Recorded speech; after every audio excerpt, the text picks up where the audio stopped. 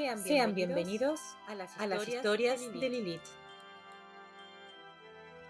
Muy bien, bienvenidos al capítulo 20 del Silmarillion. Vamos a continuar con otro capítulo más lleno de aventura y misterio y y mitología, ¿no? Mitología élfica. Comencemos. De la ruina de Beleriand y la caída de Fingolfin. Ahora bien, Fingolfin, rey del norte y rey supremo de los Noldor, al ver que su pueblo se había hecho numeroso y fuerte, y que los hombres aliados suyos eran muchos y valerosos, pensó una vez más en atacar Angband, porque sabía que vivían en peligro mientras no completaran el círculo del sitio, y Morgoth pudiera trabajar libremente en las minas profundas, inventando males que nadie era capaz de adivinar antes de que él los revelara.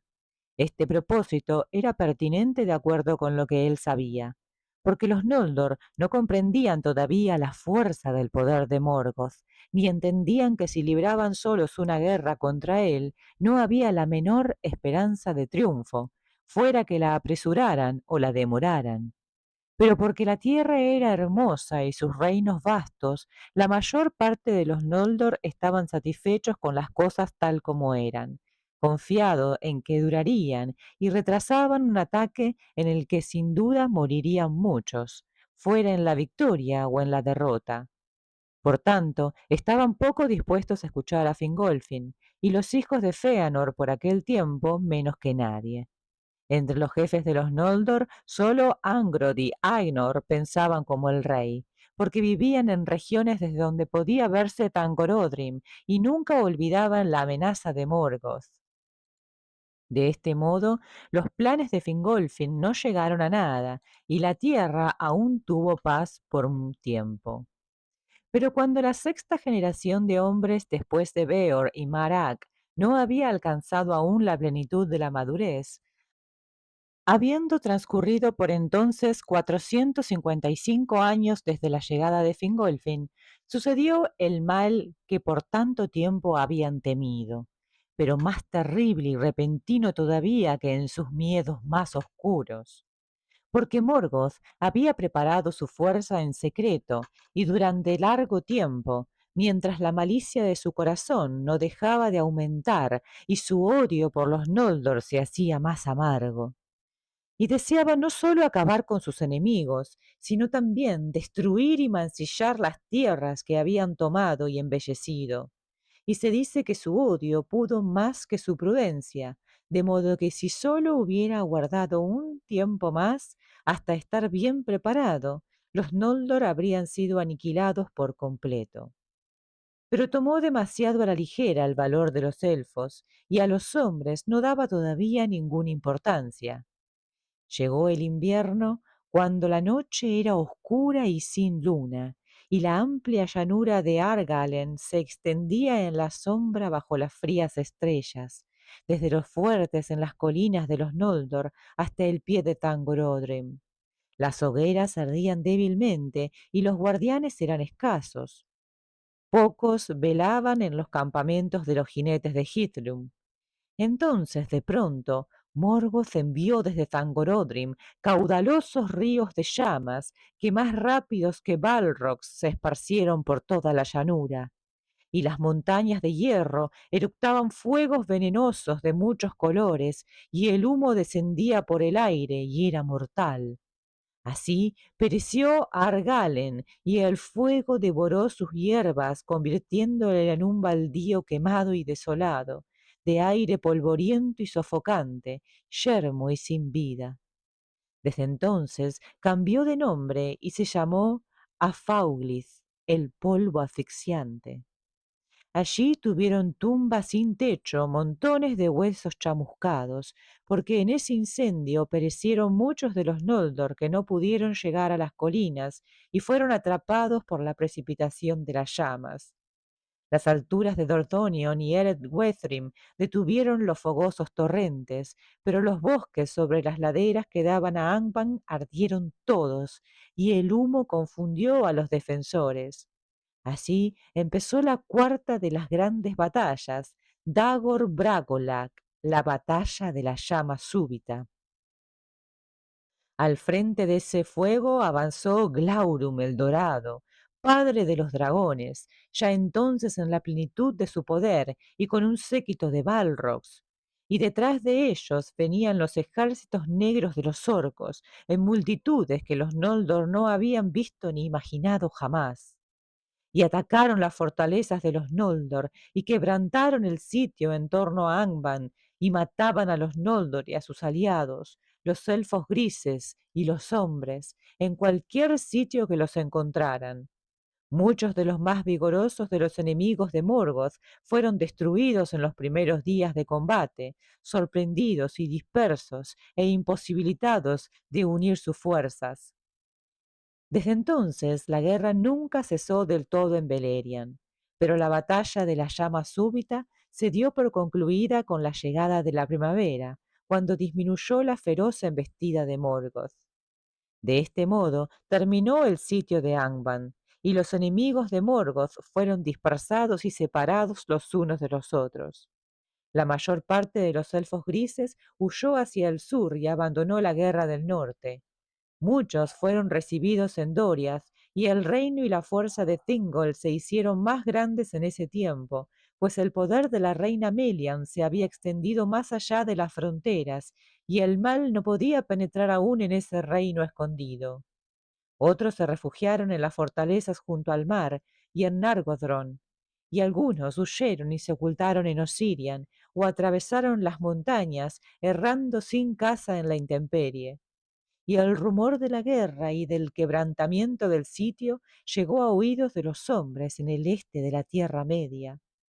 Los hijos de Finarfin fueron los que más sintieron la pujanza del ataque, y Angro y Agnor murieron allí, y junto a ellos cayeron Brégolas, señor de la casa de Beor, y gran parte de los guerreros de ese pueblo.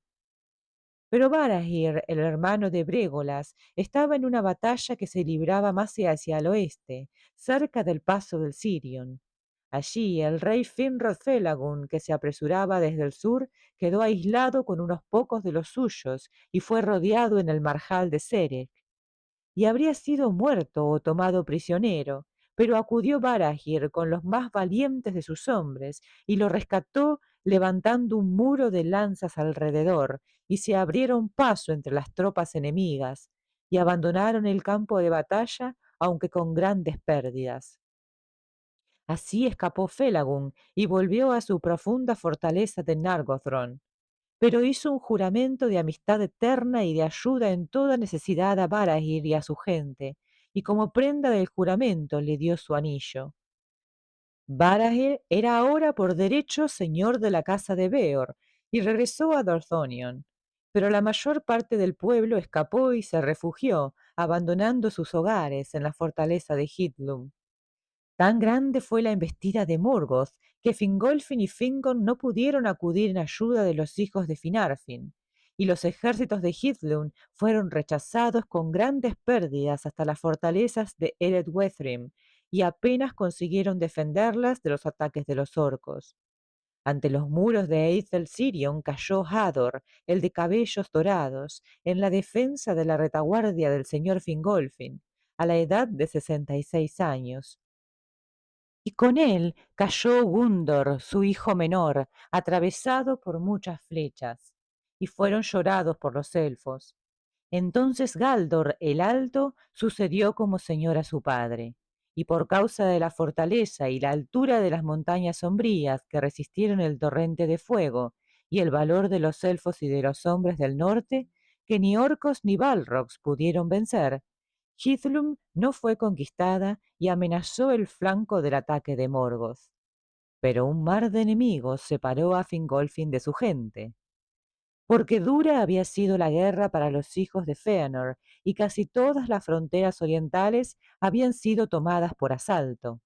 El paso de Aglon fue forzado, aunque los ejércitos de Morgoth pagaron por ello un alto precio, y Celegorm y Curufin huyeron derrotados hacia el sur y el oeste por las fronteras de Doriath, y cuando por fin llegaron a Nargothrond, buscaron refugio con Finrod Felagund. De este modo acrecentaron la fuerza de Nargothrond, pero habría sido mejor, como se vio después, que si hubieran quedado en el este junto con los de su propio linaje.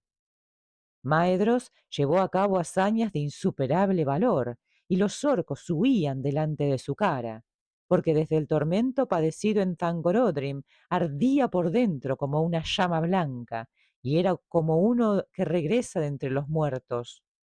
Así, la gran fortaleza sobre la colina de Himring no pudo ser tomada, y muchos de los más valientes que quedaban aún, tanto del pueblo de Dorthonion como de las fronteras orientales, se juntaron para ir allí, al encuentro de Maedros. Y durante un tiempo él cerró una vez más el paso de Aglon, de modo que los orcos no pudieron penetrar en Beleriand por ese camino. Pero abrumaron a los jinetes del pueblo de Feanor en Lothland, pues hacia allí marchó Glaurum, y pasó por la hondonada de Maglor, y destruyó todas las tierras entre los brazos del Helion. Y los orcos tomaron la fortaleza de las laderas occidentales del monte Rerir, y devastaron toda Tarhelion, la tierra de Caranthir, y contaminaron el lago Elevor. De allí cruzaron el Helion con fuego y terror y penetraron profundamente en Beleriand oriental. Maglor se unió a Maedhros en Himring, pero Caranthir huyó y sumó el resto de su gente al pueblo disperso de los cazadores, Amroth y Amras, y se retiraron y pasaron Ramdal en el sur. En Amon Eref mantuvieron una guardia y algunas fuerzas de combate, y recibieron la ayuda de los elfos verdes. Y los orcos no entraron en Osirian, ni tampoco en Taurim Duinath y las tierras salvajes del sur. Llegó entonces a Hithlum la nueva de la caída de Dorthonion y la derrota de los hijos de Finarfin, y el exilio de los hijos de Feanor, expulsados de sus tierras. Entonces vio Fingolfin lo que era para él la ruina total de los Noldor y la derrota de sus casas más allá de toda recuperación. Y lleno de desesperación y de furia, montó a Royalor su gran caballo y cabalgó solo sin que nadie pudiera impedírselo. Atravesó Dornufauglith como un viento entre el polvo, y aquellos que alcanzaban a verlo pasar huían azorados, creyendo que había llegado el mismo Oromé, porque corría dominado por una cólera enloquecida, y los ojos le brillaban como los ojos de los Valar.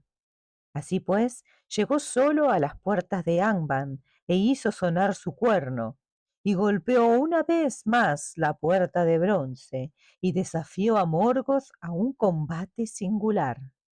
Y Morgoth salió. Esa fue la última vez durante esas guerras que Morgoth cruzó las puertas de su fortaleza, y se dice que no aceptó el desafío de buen grado, porque aunque su poder era mayor que todas las cosas en este mundo, solo él entre los Valar conocía el miedo.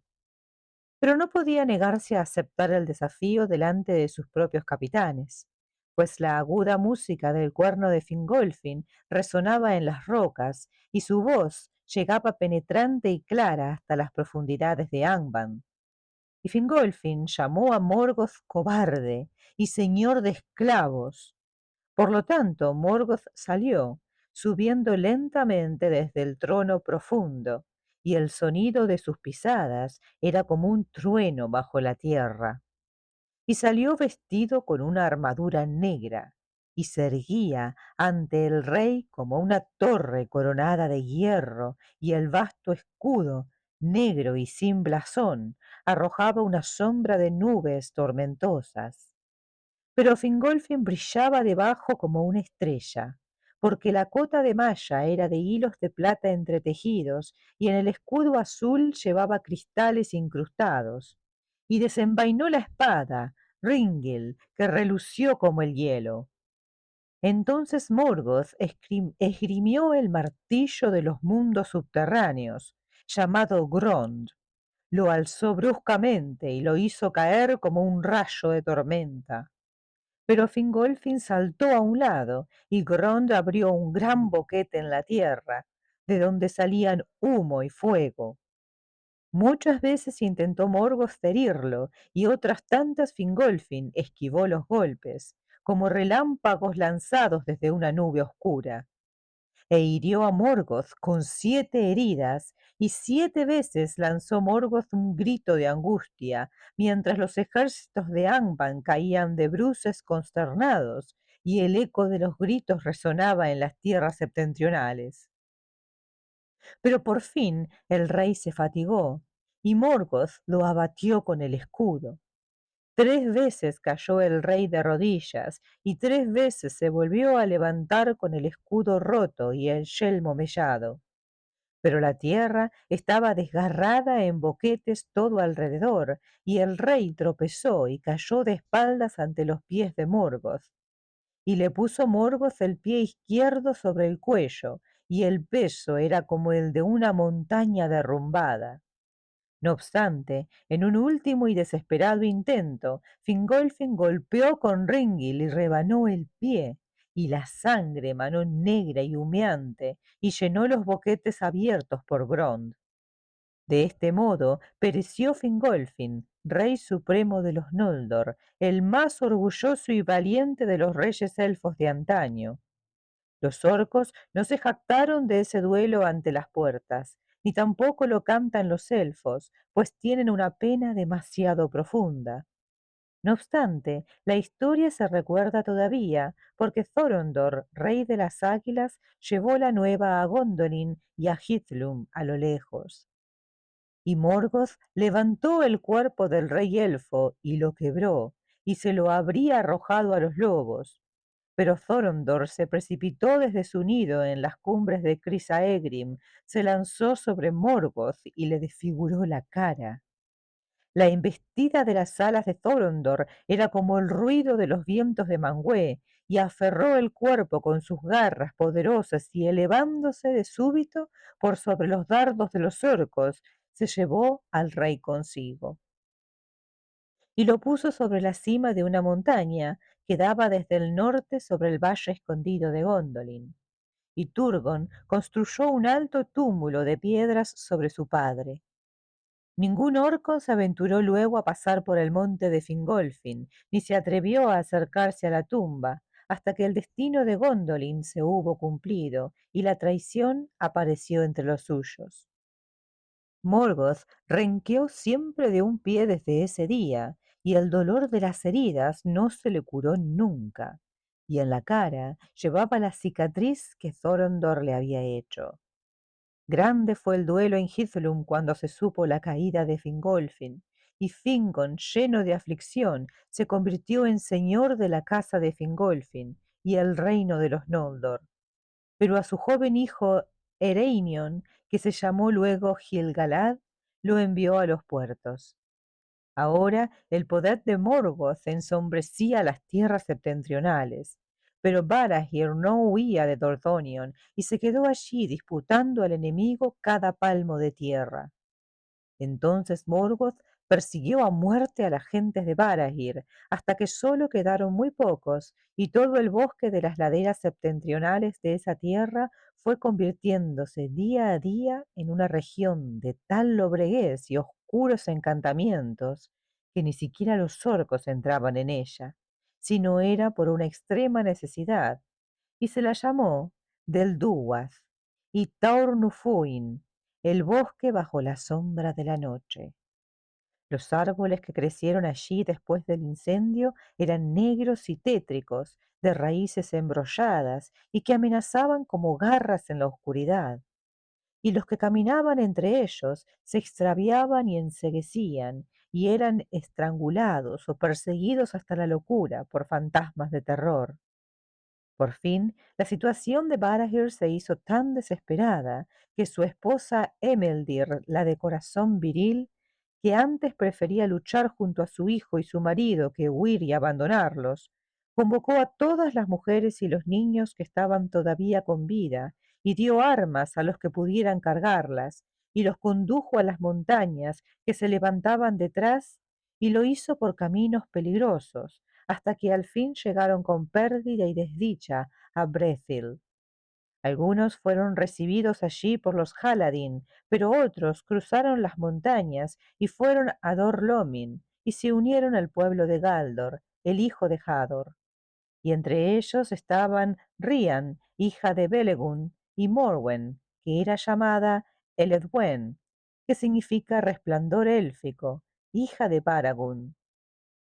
Pero ninguna volvió a ver a los hombres que habían dejado, porque todos ellos fueron muertos uno por uno, hasta que solo 12 hombres le quedaron a Barahir: Beren, su hijo, y Baragun y Belegun, sus sobrinos, hijos de Brégolas, y 9 fieles servidores de su casa, cuyos nombres se recordaron largo tiempo en los cantos de los Noldor.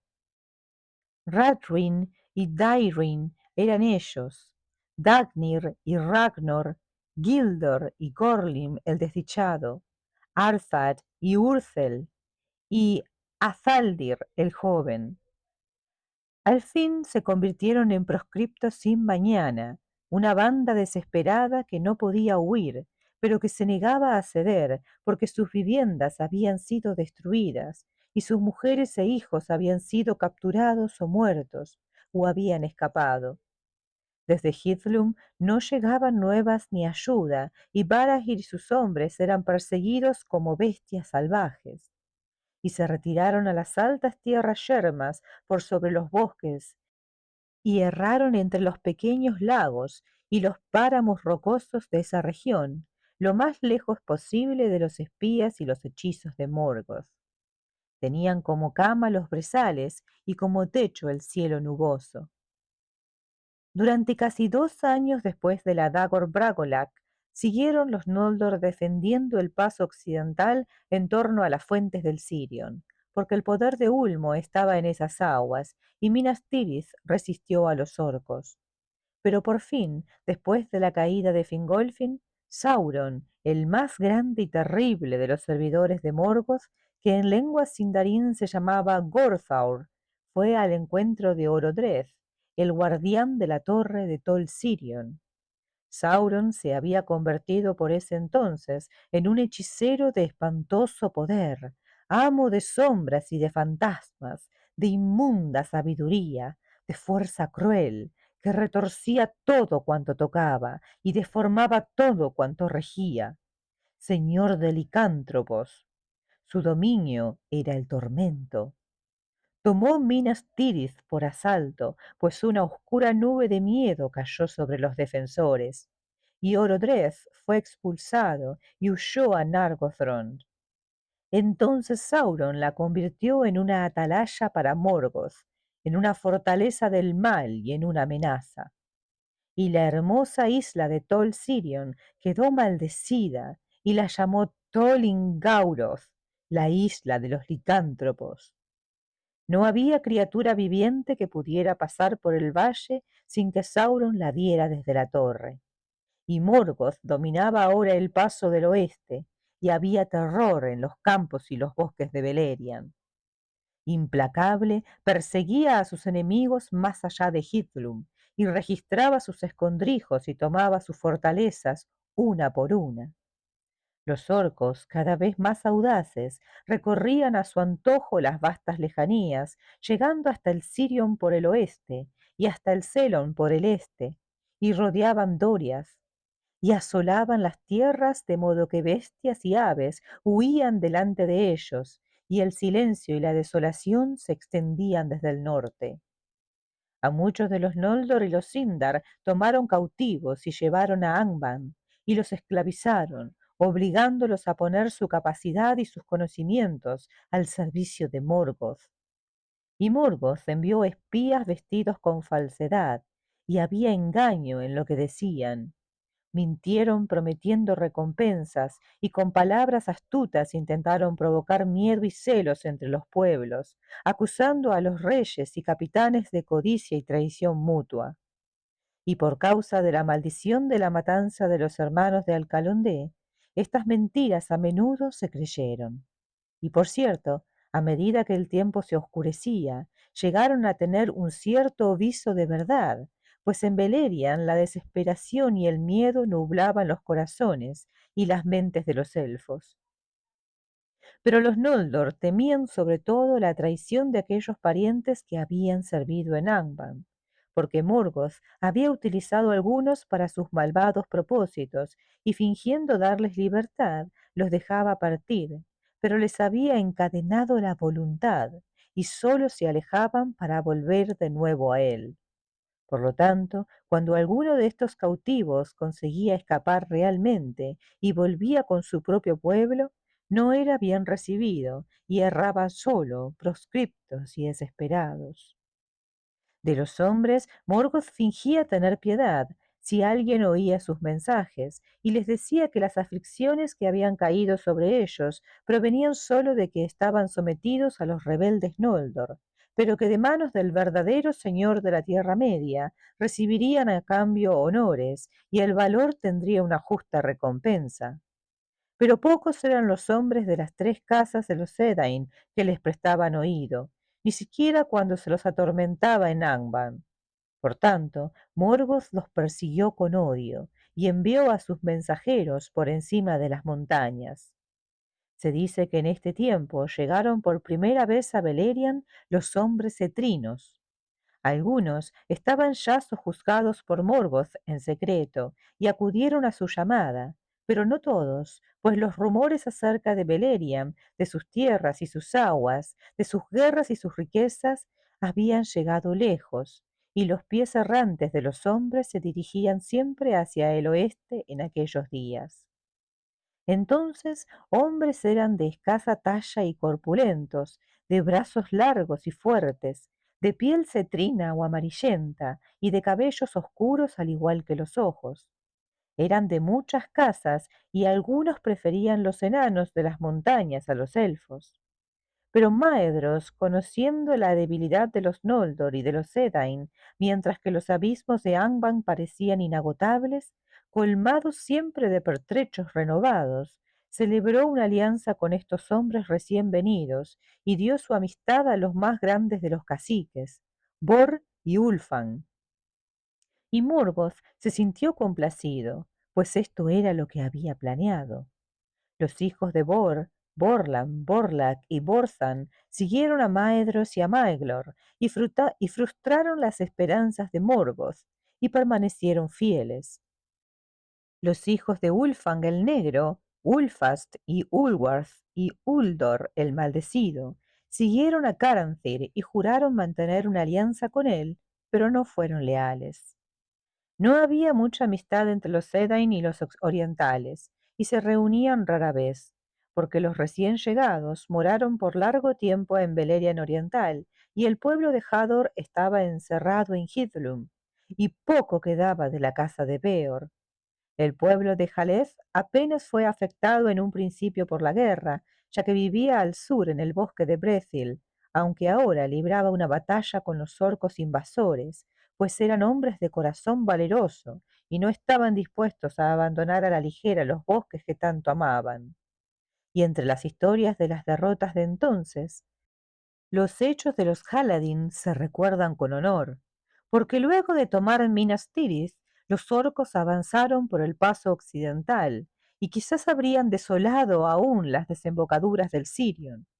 Pero Halmir, señor de los Haladin, envió sin demora un mensaje a Thingol, pues tenía amistad con los elfos que guardaban las fronteras de Doriath. Entonces Beleg, Arcofirme, jefe de los centinelas de Thingol, condujo a Brethil una gran fuerza de Sindar, armada con hachas. Y saliendo de las profundidades del bosque, Halmir y Beleg sorprendieron a la legión de los orcos y la destruyeron. En adelante, la ola oscura que venía del norte fue contenida en esa región, y los orcos ya no se atrevieron a cruzar el Teiglin durante muchos años. El pueblo de Jalez vivió en una paz cautelosa en el bosque de Brethil, y detrás de la guardia que ellos montaban, el reino de Nargothrond tuvo sosiego, y le fue posible recuperar fuerzas. En este tiempo, Urin y Uor, los hijos de Galdor de Dor-lomin, vivían con los Haladin, pues eran del mismo linaje.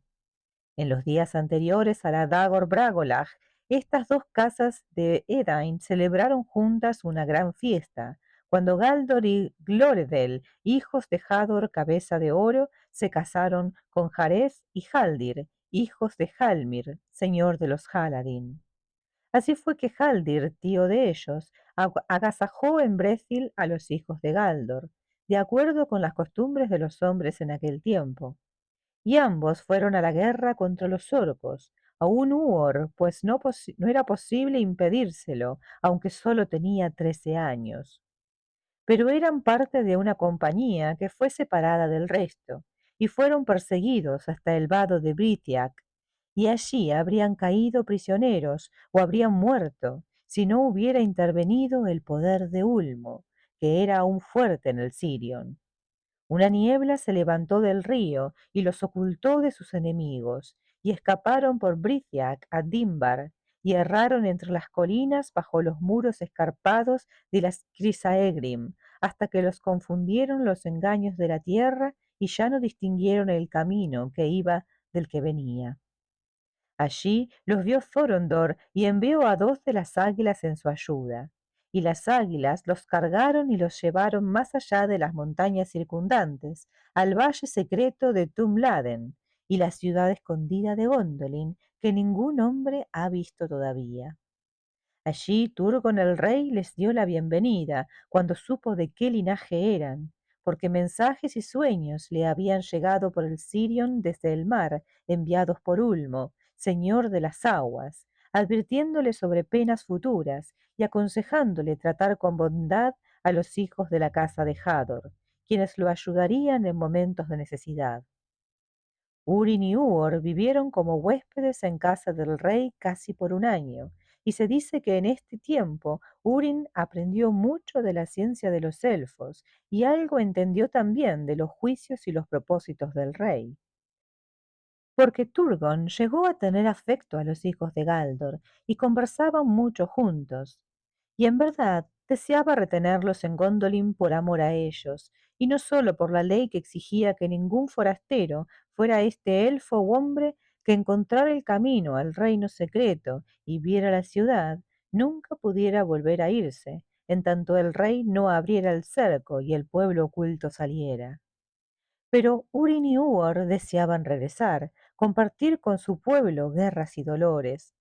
Y Urin le dijo a Turgon: Señor, solo somos hombres mortales, muy distintos de los Eldar. Ellos pueden aguardar muchos años la guerra contra el enemigo, en algún día distante, pero para nosotros la vida es corta, y nuestra esperanza y nuestra fuerza pronto se marchitan. Además, nosotros no encontramos el camino a Gondolin, y no sabemos de cierto dónde está esta ciudad, pues fuimos traídos con miedo y asombro a través de los altos caminos del aire, y por misericordia nos velaron los ojos. Entonces Turgon accedió y dijo: Por el camino que vinisteis tenéis permiso para partir, si Thorondor está dispuesto. Me apena esta separación. Sin embargo, en un corto tiempo, de acuerdo con las cuentas de los Eldar, puede que volvamos a encontrarnos. Pero Maeglin, el hijo de la hermana del rey, que era poderoso en Gondolin, no lamentó para nada que partiesen, aunque les reprochaba el favor del rey, y no sentía amor alguno por el linaje de los hombres. Y le dijo a Urín: La gracia del rey es mayor de lo que sospechas, y la ley se ha vuelto menos severa que antaño. De lo contrario, no tendrías otra opción que vivir aquí hasta el final de tus días. Entonces Urín le respondió: Grande es en verdad la gracia del rey, pero si nuestra palabra no basta, te haremos a ti un juramento. Y los hermanos juraron no revelar nunca los designios de Turgon y mantener en secreto todo lo que habían visto en el reino. Entonces se despidieron, y las águilas se los llevaron por la noche, y los depositaron en Dor Lomin antes del amanecer. Las gentes se regocijaron al verlos, pues los mensajes llegados de Brethil los daban por perdidos. Pero ellos no quisieron revelar ni siquiera al padre dónde habían estado, salvo que habían sido rescatados en el páramo por las águilas, que los habían transportado de vuelta. Pero Galdor preguntó: ¿Habéis vivido un año entonces en la intemperie? ¿Acaso las águilas os albergaron en sus nidos? Pero encontrasteis alimento y vestidos hermosos, y volvéis como jóvenes príncipes, no como abandonados en el bosque. Y Urin contestó: Conténtate con que hayamos regresado, pues solo por un voto de silencio se nos permitió hacerlo. Entonces Galdor no les hizo más preguntas, pero él y muchos otros adivinaron la verdad, y con el tiempo la extraña fortuna de Urin y Uor llegó a oídos de los servidores de Morgoth. Ahora bien, cuando Turgon supo del quebrantamiento del sitio de Angband, no permitió que nadie partiera a la guerra, porque pensaba que Gondolin era fuerte y el tiempo no estaba aún maduro para que él se mostrara abiertamente. Pero creía también que el fin del sitio era también el principio de la caída de los Noldor, a no ser que llegara la ayuda, y envió compañías de los Gondolidrim en secreto a las desembocaduras del Sirion y a la isla de Valar. Allí construyeron embarcaciones y navegaron al extremo occidente en cumplimiento del cometido de Turgon, en busca de Valinor, para pedir el perdón y la ayuda de los Valar, y rogaron a las aves del mar que los guiasen. Pero los mares eran bravos y vastos, y la sombra y el hechizo flotaba sobre ellos, y Valinor estaba oculta. Por tanto, ninguno de los mensajeros de Turgon llegó al occidente, y muchos se perdieron y pocos regresaron. Pero la condenación de Gondolin se aproximaba. Le llegó a Morgoth el rumor de estos hechos, y se sintió inquieto en medio de sus victorias, y deseó sobremanera tener nuevas de Felagund y de Turgon, porque nada se sabía de ellos, y sin embargo no habían muerto, y él temía aún lo que pudieran hacer. De Nargothrond conocía por cierto el nombre, pero no su situación ni su fortaleza, y de Gondolin nada sabía, y sobre todo lo perturbaba pensar en Turgon. Por tanto, envió todavía más espías a Beleriand, pero a las principales huestes de los orcos las llamó a Angband, pues advertía que no podía emprender aún una batalla final en tanto no reuniera nuevas fuerzas, y que no había medido con exactitud el valor de los Noldor, ni el poder de los brazos de los hombres que luchaban junto a ellos. Aunque grande había sido la victoria en la Bregolac en años anteriores y lamentable el daño que había hecho a sus enemigos, no menores habían sido sus pérdidas. Y aunque tenía en su poder a Dorthonion y el paso del Sirion, los Eldar, que se recuperaban de su primer desconcierto, empezaban a recobrar lo que habían perdido. Así pues, hubo en el sur de Beleriand una apariencia de paz por unos pocos breves años, pero abundante era la faena en las herrerías de Angband. Cuando hubieron pasado 7 años después de la cuarta batalla, Morgoth volvió al ataque y envió una gran fuerza contra Hithlum. Duro fue el ataque contra los pasos de las montañas sombrías, y en el sitio de Eithel Sirion, Galdor el Alto, señor de Dor Lomin, fue muerto por una flecha. Ocupaba esa fortaleza en nombre de Fingon, el rey supremo, y en el mismo sitio y poco tiempo antes había muerto su padre, Hador Lorindol. Húrin, su hijo, apenas alcanzaba la virilidad en ese entonces, pero era muy fuerte, tanto de mente como de cuerpo, y arrojó a los orcos de Erer-Wethrim en medio de una gran matanza, y los persiguió por las arenas de Aunfaunglith. Pero el rey Fingon no le fue fácil detener el ejército de Angband, que descendía desde el norte, y la batalla se libró en las llanuras mismas de Hithlum. Allí Fingon fue superado en número, pero los barcos de Círdan navegaban con denuedo por el estuario de Drengist, y en el momento de necesidad los elfos de las Falas cayeron sobre las huestes de Morgoth desde el oeste. Entonces los orcos cedieron y huyeron, y los Eldar obtuvieron la victoria, y sus arqueros montados los persiguieron aún hasta las montañas de hierro. En adelante, Húrin, hijo de Galdor, gobernó la casa de Hador en Dor Lomin y sirvió a Fingon. Húrin, de menor talla que sus padres o que su hijo mayor, era sin embargo infatigable y resistente de cuerpo, ágil y rápido como los del linaje de su madre, Jarez de los Haladin. Tenía como esposa a Morwen Eledwen, hija de Baragun, de la casa de Beor, la que huyó de Dorthonion con Rian, hija de Belegun, y Emeldir, la madre de Beren.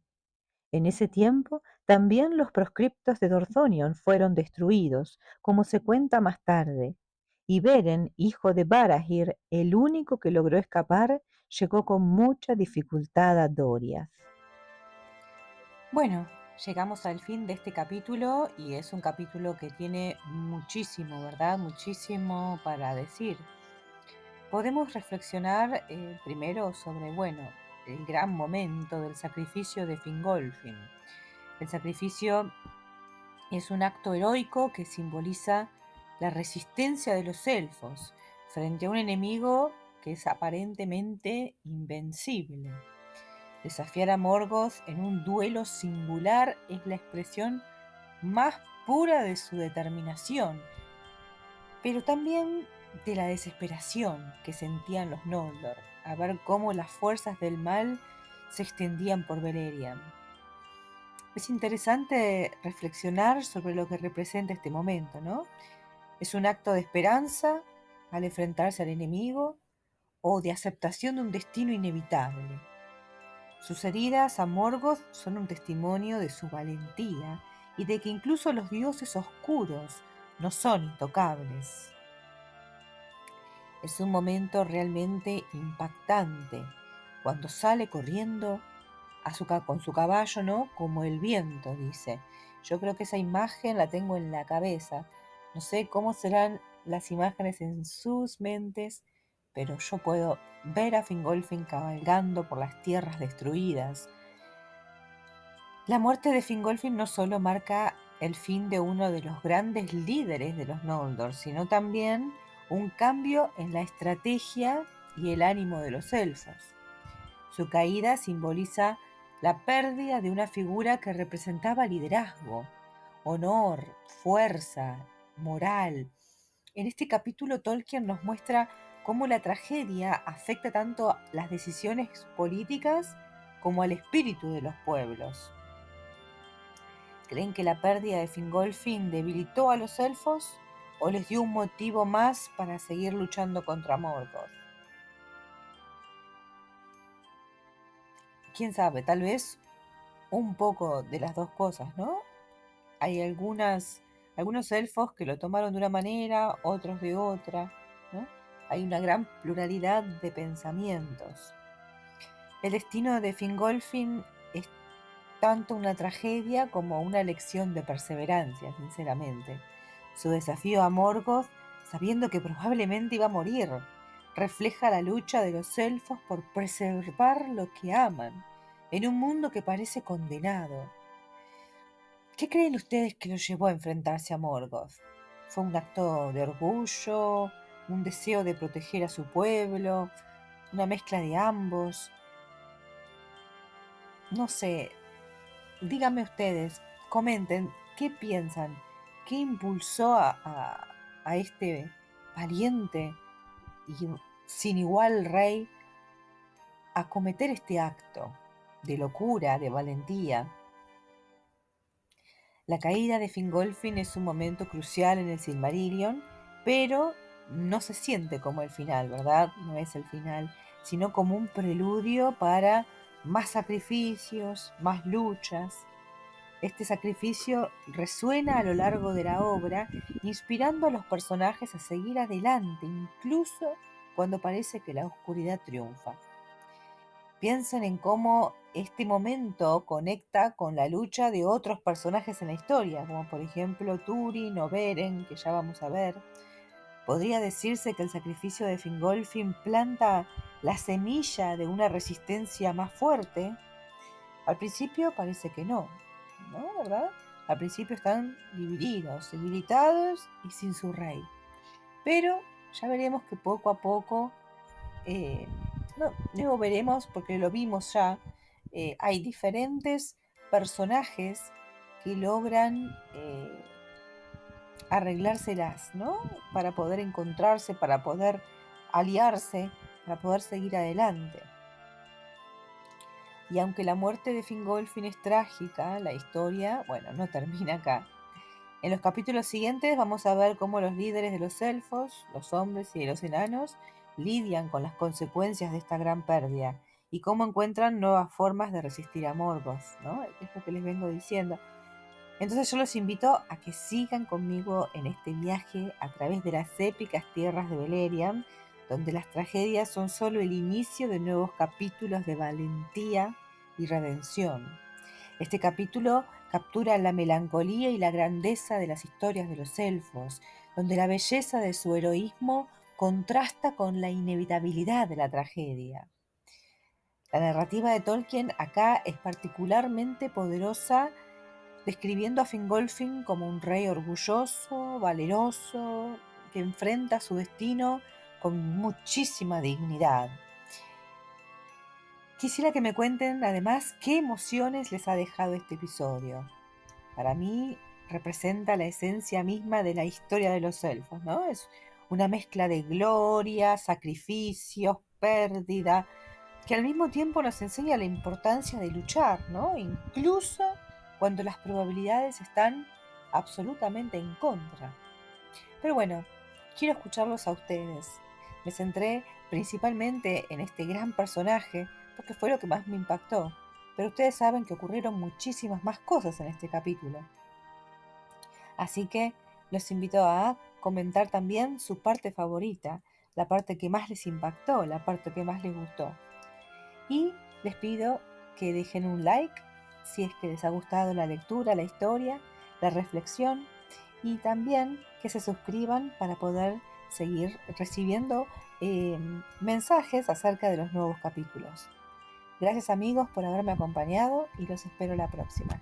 Adiós.